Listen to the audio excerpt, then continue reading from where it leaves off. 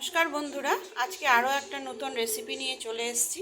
তো বাড়িতে যা ছিল তাই দিয়েই আজকে রান্না করছি রাতের ডিনার। তো এখানে আমি 4টে পেঁয়াজ কেটে রেখেছি, এখানে একটা টমেটো নিয়েছি, 2টো কাঁচা লঙ্কা নিয়েছি, আর এখানে নিয়েছি আমি পেঁয়াজ, রসুন আর শুকনো লঙ্কা আর আদা আমি পেস্ট করে রেখেছি। আর সাথে এখানে নিয়েছি আমি টক দই। তো কি বানাচ্ছি চলুন এটা দেখি। তো আমি এই পেঁয়াজটার মধ্যে পরিমাণ মতন আমি বেসন দিয়ে দিয়েছি, আর সাথে আমি এখানে দিচ্ছি একটু কালো জিরে দিচ্ছি, আর দেব এটার মধ্যে পরিমাণ মতন হলুদ,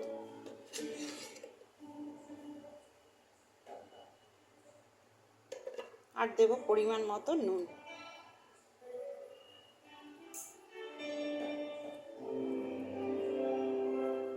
এবার এটা আমি জল দিয়ে ভালো করে মাখবো। তো বেসনটা আমি মেখে নিয়েছি পেঁয়াজের সাথে একদম পকোড়ার মতো বানাবার জন্য। আর এখানে তেল গরম হয়ে গেছে, এবারে আমি পকোড়াগুলো এতে দেব।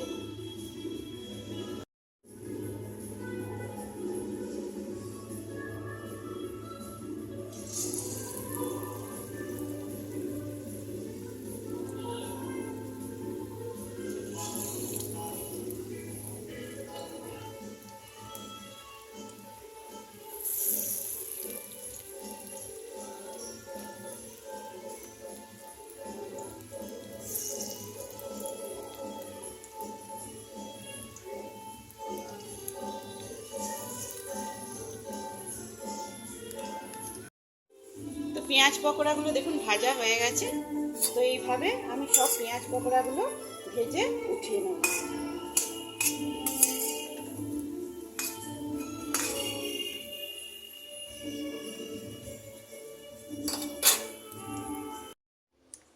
তো পকোড়াগুলো সব ভাজা হয়ে গেছে। এবারে আমি এখানে একটু আলু সেদ্ধ করে এইভাবে ছোট ছোট করে পিস করে রেখেছি।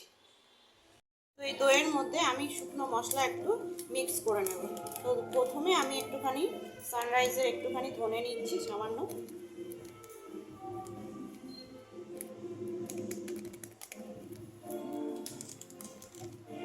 নিচ্ছি একটু কাশ্মীরি মির্চ,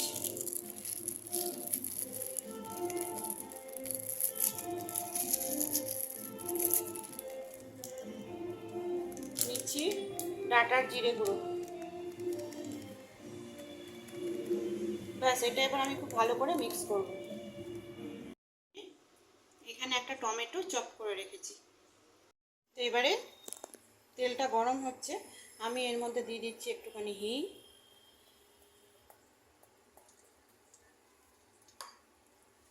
দেব গোটা জিরে,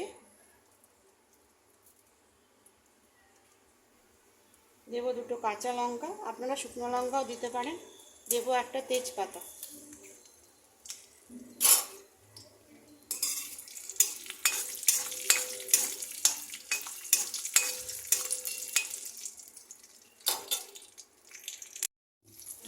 তো এটা পুড়ে গেছে, এবারে আমি এই মশলাটার মধ্যে দিয়ে দিচ্ছি টমেটো।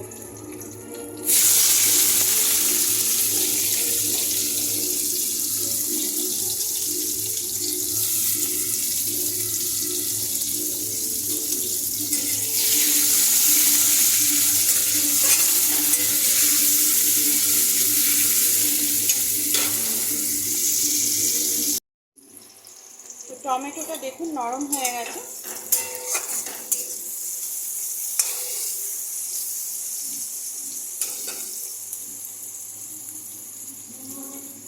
এবারে আমি এই মশলাটা দিয়ে দিই, যেটা পেঁয়াজ, রসুন, আদা আর একটু শুকনো লঙ্কা এটার মধ্যে পেস্ট করা সামান্য।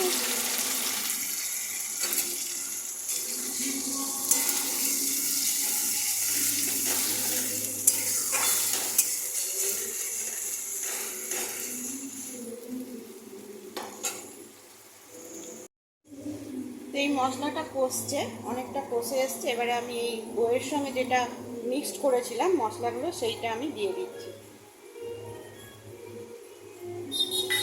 দিয়ে এটা আমি আরও ভালো করে কষাবো।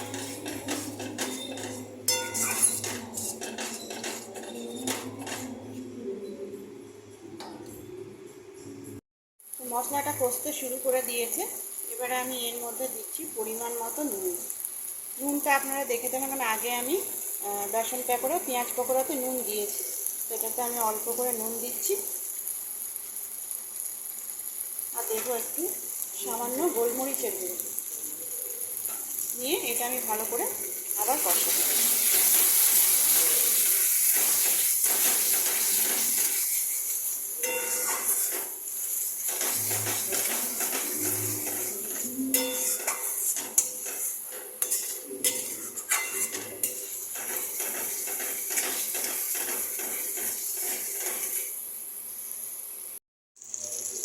তো এটা প্রায় কষানো হয়ে আসছে। এবারে আমি সামান্য একটু হলুদ দেবো, কেন দই ছিল বলে আমি হলুদটা লাস্টে দিলাম।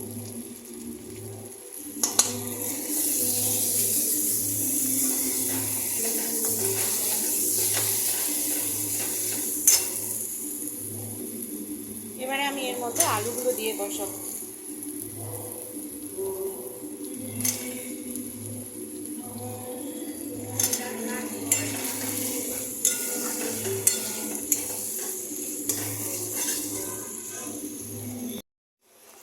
তো মশলা কষে গেছে, এবারে আমি এর মধ্যে দিয়ে দিচ্ছি পরিমাণ মতন জল।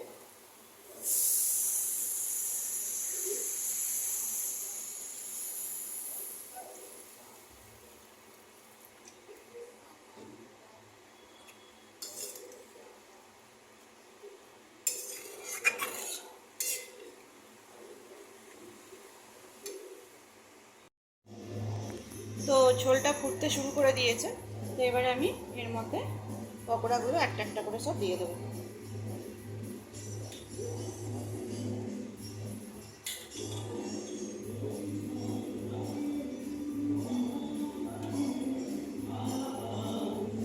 ব্যাস একটু মাখো মাখো হলেই নামিয়ে দেবো।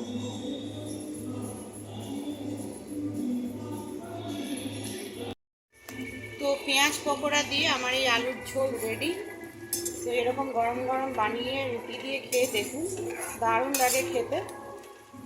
তো এবারে আমি গ্যাসটা অফ করে দেবো, নিয়ে কিছুক্ষণ ঢাকা দিয়ে রেখে দেবো।